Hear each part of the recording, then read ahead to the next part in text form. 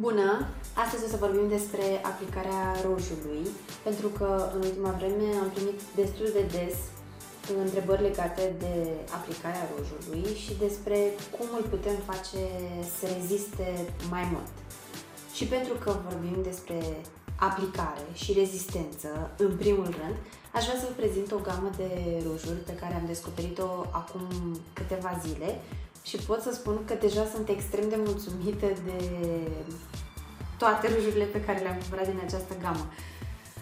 Este vorba despre gama Velvet Matte de la Golden Rose și eu mi-am luat câteva. O să vă arăt ce culori mi-am luat. Acestea sunt. Eu pot să spun că m-am îndrăgostit deja de ele, în primul rând pentru că sunt mate și mie îmi plac foarte, foarte mult rujurile mate. Și nu doar pentru că sunt mate, cred că o să scap unul jos acum, sper să nu, așa. Spuneam că îmi plac nu doar pentru că sunt mate, ci și pentru că sunt extrem de pigmentate, sunt foarte cremoase și ușor de aplicat, se întind foarte ușor și de asemenea sunt foarte rezistente. Împreună cu rujurile am mai luat și câteva creioane de buze din gama Dream Lips.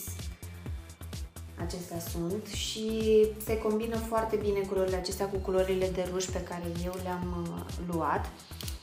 Sunt foarte mulțumită și de ele, au finish mat și de asemenea sunt foarte rezistente. Ok, vă spuneam că o să vă arăt cum îmi aplic eu rujul și cum îl aplic și pe clientele mele și sper să vă fie de folos și secretele pe care o să vi le dau în legătură cu rezistența rujului pe parcursul întregii zile. O să avem nevoie de ruj, în primul rând, de pensule pentru aplicarea rujului, concealer, o să folosesc un concealer de la NYX, un gloss transparent, un iluminator, o să vedeți de ce, și pudră. Așa că dacă sunteți curioase cum îmi aplic eu rujul și cum îl fac eu să fie mai rezistent, vă invit să urmăriți în continuare. Prima dată îmi voi neutraliza buzele cu un corector pentru ca nuanța rujului să fie cât mai intensă. Corectorul se va comporta ca o bază pentru ruj. Voi folosi apoi un creion pentru conturarea buzelor. Am ales creionul din gama Dream Lips de la Golden Rose în nuanța 505, pe care îl voi aplica inițial pe conturul buzelor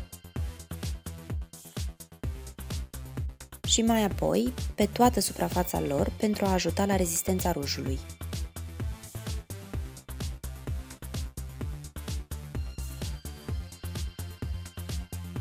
Ca ruj am ales nuanța 21. Cu o pensulă voi lua ruj și voi fi atentă ca perii pensulei să fie drepți pentru o aplicare cât mai ușoară. În acest moment, stratul de ruj trebuie să fie unul subțire.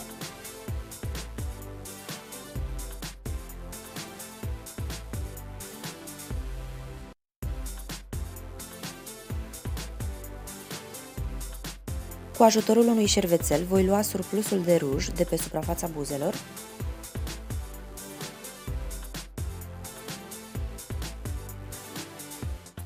Următorul pas este să aplic un strat subțire de pudră cu o pensulă pufoasă care va fixa totul.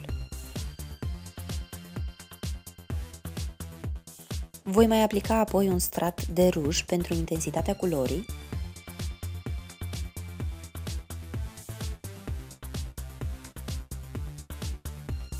și acesta este rezultatul final.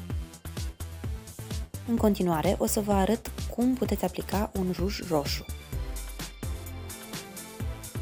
O să vă arăt un truc pentru persoanele cu buze mici care au nevoie de volum.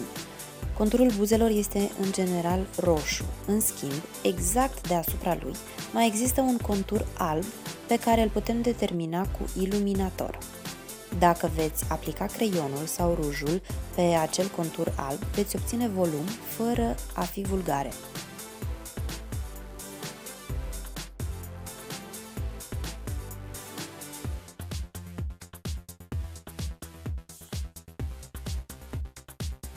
Voi folosi un creion roșu în nuanța 515 pe conturul creat cu iluminator.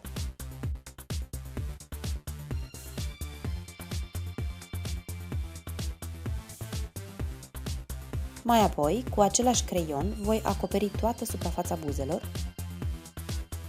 Rujul pe care îl folosesc este în nuanța 25.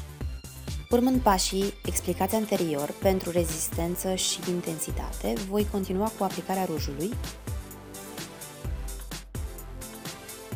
Rujul roșu este dificil de aplicat și de aceea, pentru a crea un contur perfect, este necesar să corectăm cu un concealer. Pentru a evita ca rujul roșu să ajungă pe dinți, folosiți degetul mare și luați astfel surplusul de produs de pe interiorul buzelor. Dacă vă doriți și mai mult volum, aplicați în centrul buzelor un gloss transparent.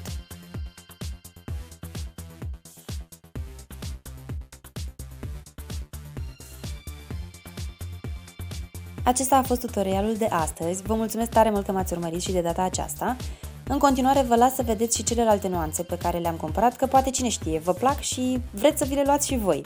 Și aș vrea să vă întreb voi ce nuanță preferați. Aștept comentariile voastre și totodată vă spun că ne vedem data viitoare. Pa, pa!